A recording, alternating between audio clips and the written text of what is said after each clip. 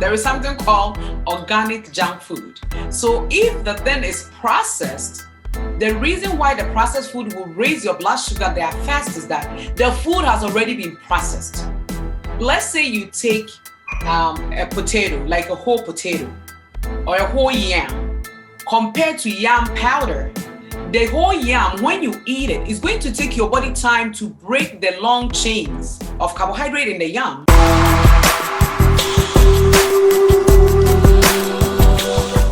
This is Dayspring Life and Health Channel. Today we have a very important topic. As you can tell, we've been talking about how to stop diabetes even before it starts. And I have found a very important resource, a very great lady that has been doing this for a while, over a year. And she's been coaching people on dieting and health and issues that affect your health in general. Before I go further, I just want to introduce to you Lady Salomey, who is a registered nurse, a functional nutrition counselor, and who has been talking with people aside of regular job, doing this also in churches and other places, just to kind of help people get over their health issues. And she has her own personal story, which I think will be fun to get into in the later part of the video. So I want to welcome Lady Salomey. Lady Salomey, welcome to Dayspring Life and Health Channel. Thank you so much, Adulting, for having me. I'm very excited.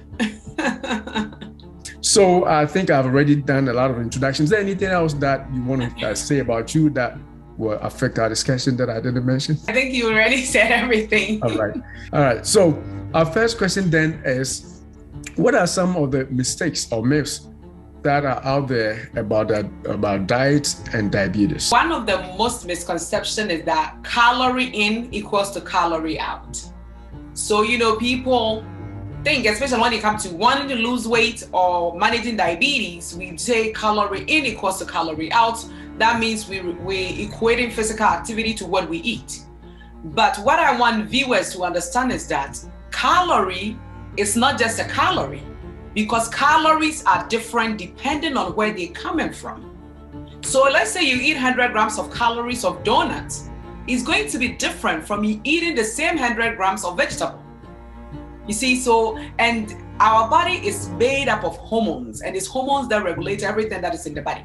So calorie in is not necessarily equals to calorie out, because every single calorie is different, depending on the source of the calorie. So if somebody says that they don't want to eat carbs because if they drink sugars, if they drink soda and stuff, they're going to get diabetes, would that be a myth, or it's not really true? I would say that is true, because the issue with sugary drinks, eating all those kind of food, the problem is the high fructose corn syrup that is found in these foods. And then also have regular, and sometimes they could mention 4 different types of sugar in this one particular drink. So by eating these kind of foods, definitely it's not the sole responsibility, but it's a contributing factor to someone getting diabetes. Any other myth out there? Diabetes, you get it, you can't do anything about it. If you're gonna get it, you're gonna get it. Nothing. Is that true? I think that is not true. You see, I know that when it comes to diabetes, genetic factor plays a role, and I know you made a video on that. Those are the unmodifiable risk factors, that family history, our race, and those things that we cannot do anything about.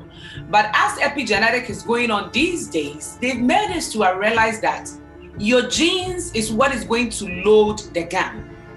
But what will pull the trigger is the environment. So the 3 other modifiable risk factors that you talked about in that video is what we could do based on what we do with those is going to pull the trigger of we getting diabetes or not. So the fact that your mom had diabetes, your sisters have diabetes, does not necessarily mean you could get it. But one thing we don't have to forget is that when it comes to way of eating, it's also traditional.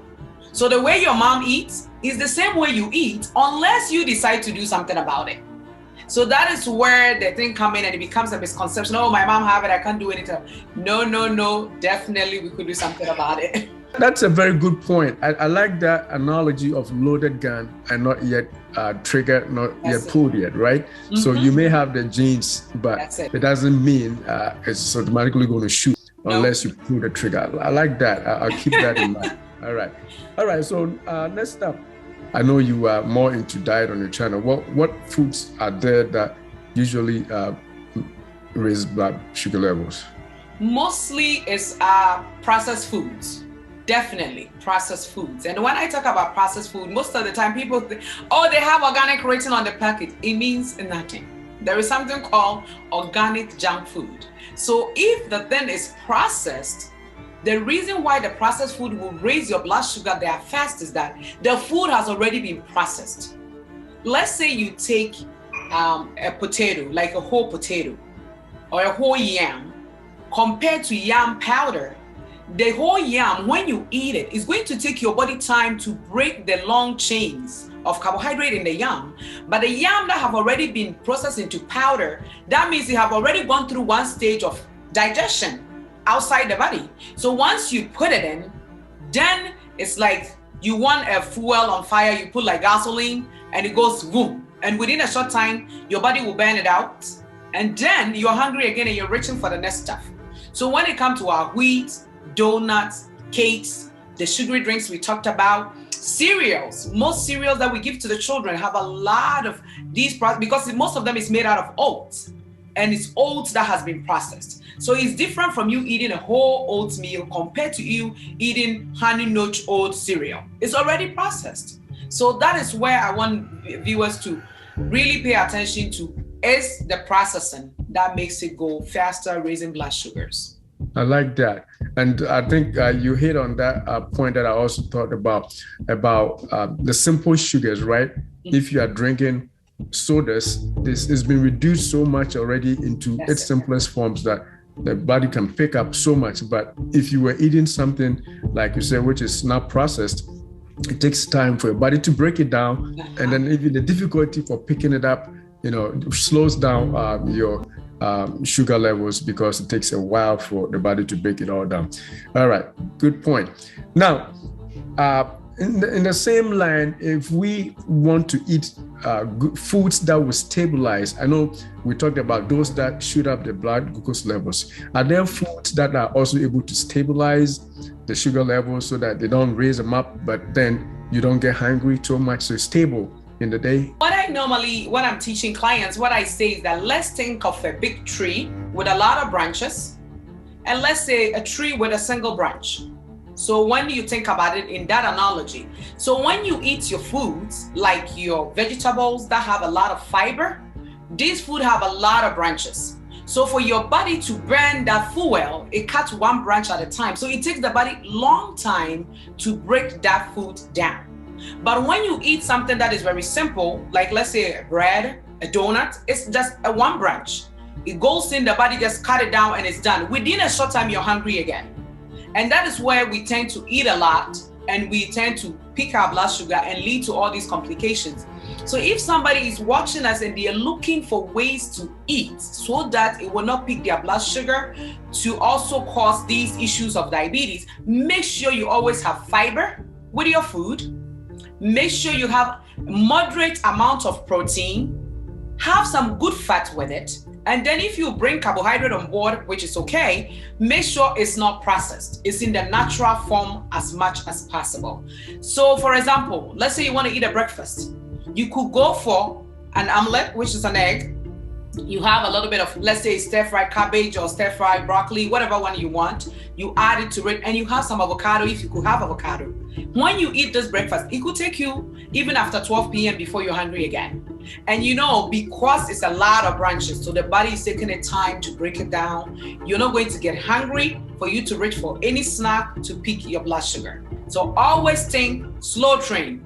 You don't want things that will burn very fast. Now, you said something that I think I have a follow-up on. You said that you could still eat carbs. So we agree you could still eat carbs. So diabetics still continue to eat carbohydrates? And if so, how should they go about it? Because we all have a mentality that, your sugar is going to go up and you don't want to. So what do you say about that? I will say, when it comes to diabetes, we say that diabetes is that the cells are resistant to the insulin.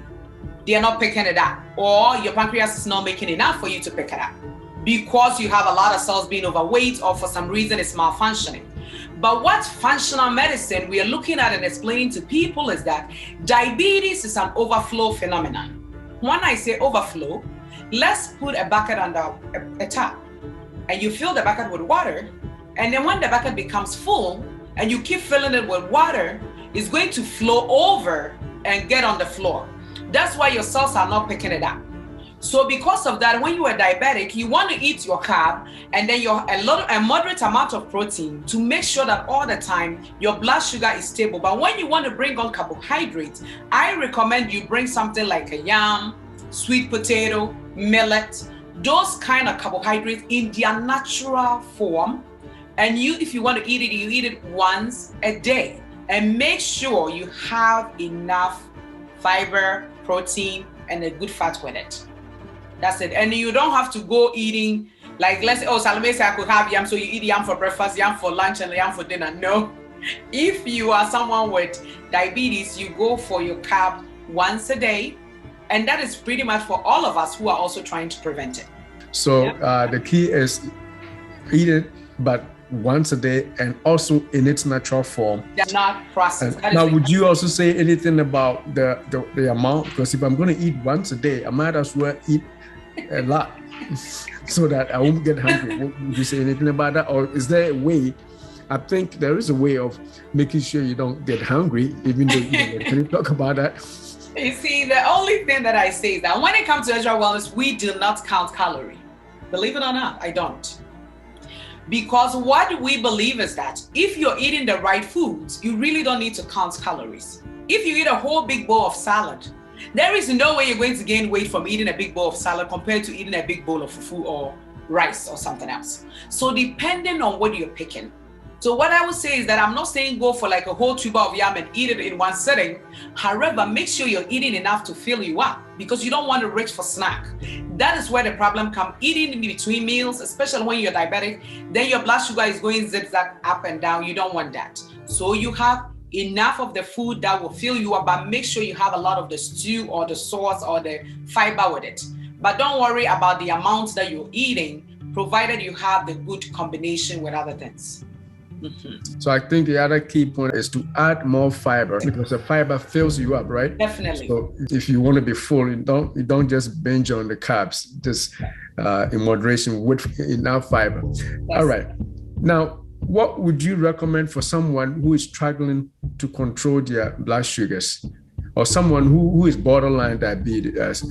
Diabetic. They tell people you are pre-diabetic, and it's like it's good news for some people, I think, because in that case you can change it. For some people too, they go and cry about it because it means they are definitely going to get diabetes. What would you tell somebody who is struggling with that? Like I said, with the overflow phenomenon, if you have been diagnosed with pre-diabetes, that means you don't have full-blown diabetes yet. What you really want to do is that you want to use up the sugar in your cells. And how do you make your body able to use that up? You are not eating too frequently. That is the thing. You don't have to eat frequently, because there was some time that in the food industry it came that you eat 6 small meals a day. So people were eating 6 small meals a day. So every couple of hours they were eating. But now that diabetes is such on a rise, they're realizing that those advice was wrong. Because if your cells have the sugar inside the cell that they have not used it up, even if you come again standing at the door knocking that you have more sugar, they cannot take it. So the sugar will be floating around in your blood.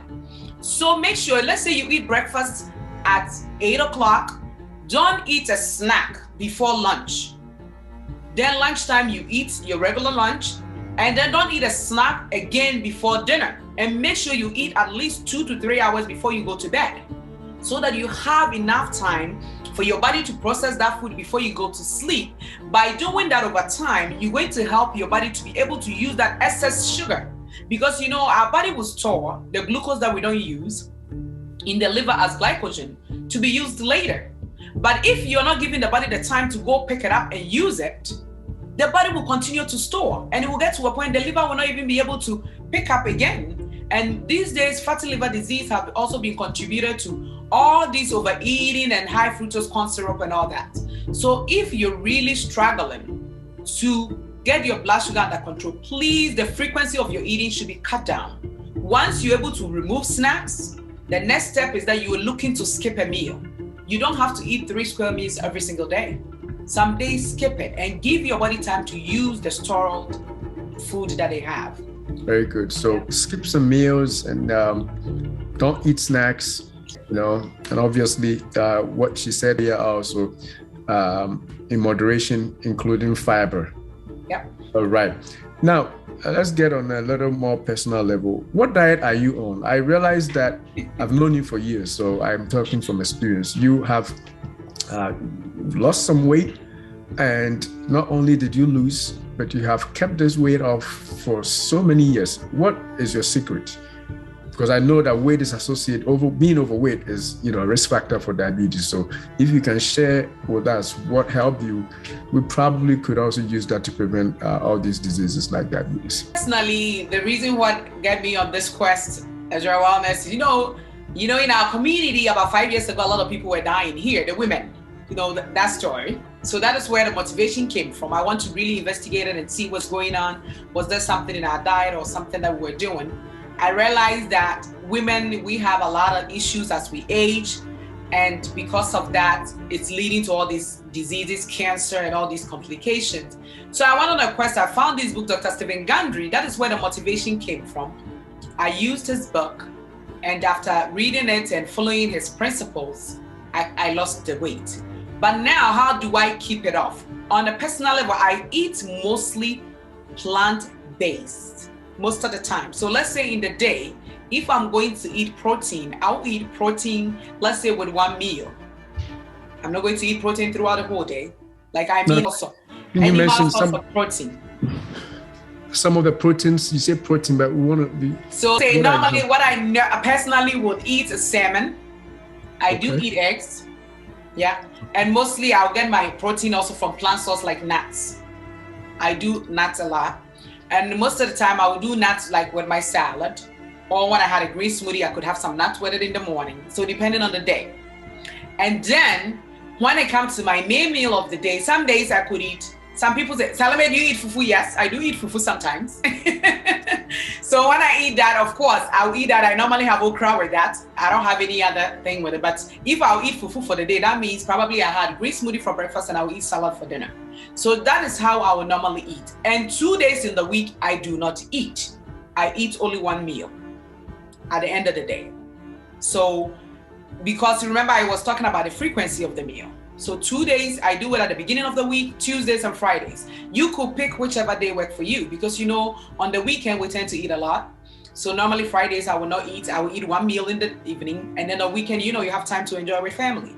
Then the beginning of the week on a Tuesday, I also choose not to eat so that I will eat one meal. And some days I don't eat at all. I'll go to bed overnight. So this is what I've been doing and strategies. And of course, church always also have programs, fast. And I get involved in all that. And I'm telling you, if you're not eating, you will not gain weight. And that is how I've been able to keep it off. It's like that's going to be tough for a lot of people, not eating. The thing is that when you do have blood sugar issues, it's hard to fast. I'll tell you that. Because when you don't eat, your cells are not used to that. They start to go crazy. They give you headache, you feel dizzy and all that. So when I work with clients, what I would normally do is that we have to first stabilize their blood sugar. So in the beginning, I'm not going to tell you to fast, of course. We have to make sure you're eating healthy foods, which will stabilize your blood sugar first. And then we start to skip some meals and see how you feel. That is when we dig into long fast and all that to help you to do it. And people see it after they get comfortable with it. They realize that fasting is one of the easiest ways because you don't have to think about what to eat, That's a good thing to note. I think that is your particular way of keeping the weight off, not eating all the time. That's it. And also eating, you said lots of fiber and and proteins. And protein, moderate amount, a lot of fat. And you said when you eat carbs too, is once a day that you said? Once a day, yeah. Okay. All right, those pretty much easy things. There's people that are following it and they see it's working. Now, do you say that eating meat, it's not good because you didn't mention, say your sources of protein are salmon, nuts, and some, you didn't mention chicken, beef. Is there a reason why? The thing is that beef and chicken, if I get a good sauce, I might eat that. Because I'm not saying I'm a vegan or anything like that, I will eat that. But what happened is that these days the meat in the stores have been processed. The same thing that we're talking about, the way that the animals are raised, they give them corn, they give them antibiotic, and it ends up in the meat or the chicken. So at the end of the day, if you are eating that chicken or beef, you are eating the antibiotic, the hormones, and everything that came with it. These days, you could see in the store they have grass-fed beef and grass-finished beefs. If you find it, it's good.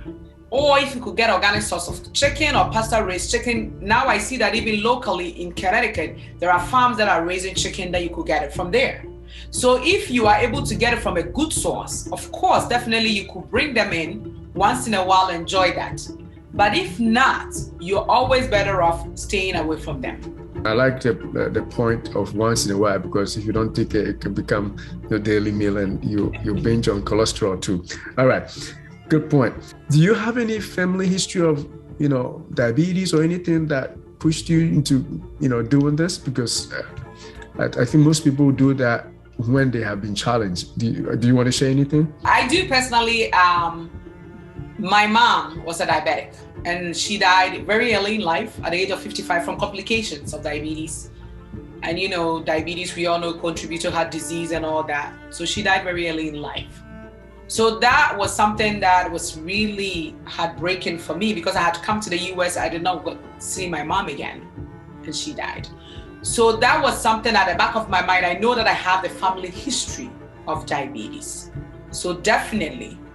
And from learning from school, the debilitating and all the side effects that diabetes could bring, is really something that you don't really want to entertain if you're listening to us. Yeah. Viewers, we're about to bring the discussion to a close, but before we do, I want to also give our sister the chance to tell us what she does. She mentioned Ezra Wellness. Tell us about what you do and how you help people. And if somebody wants to get to you, how would they get hold of you? With Ezra Wellness, like Dr. Otton has already said, we normally see people. We have one-on-one coaching. If you're looking to lose weight, that is mainly what I do. Or if you have any other disease condition, like we're talking about diabetes, because sometimes some people are not overweight, but they're diabetic. So diabetes not necessarily mean that you're overweight, that is why you're diabetic, because sometimes the food that you're eating, the insulin resistant, and it's promoting a lot of stuff. So sometimes you could have a disease condition. So when you see Ezra Wellness, we do all that. And like the name Ezra Wellness, that is where I'm found on every platform. Facebook, Instagram, and I'm on YouTube. Let's connect. You could go to my website, EzraWellness.com. My phone number is there. You do that and let's connect. And if you're dealing with anything, we'll be able to help you manage it. I want to say thank you so much for your time. And it's been an informative section. I'm definitely going to call on you again as we proceed with our diabetes discussion. I believe our viewers are going to take these very important ideas that you threw out on here and put them to practice. I have picked up a few, and I just want to say that I'm going to watch how much carbs I eat, probably eat once a day my food, and increase my fiber intake. And another thing that we could also add is exercise. She mentioned that whatever comes in must be burned, right? So we also exercise on top of that. Thank you so much, Lady Salome, and hope to get back to you again. Thanks for your time. And viewers, if you want to follow her channel, as she said, Ezra Wellness, I'm going to put a link also below in our description, and follow her. She's some recipes that she personally enjoys, and you will be able to enjoy them too. Well, until we meet again, beloved, we wish above all things that you prosper and be in health, even as your soul prospers.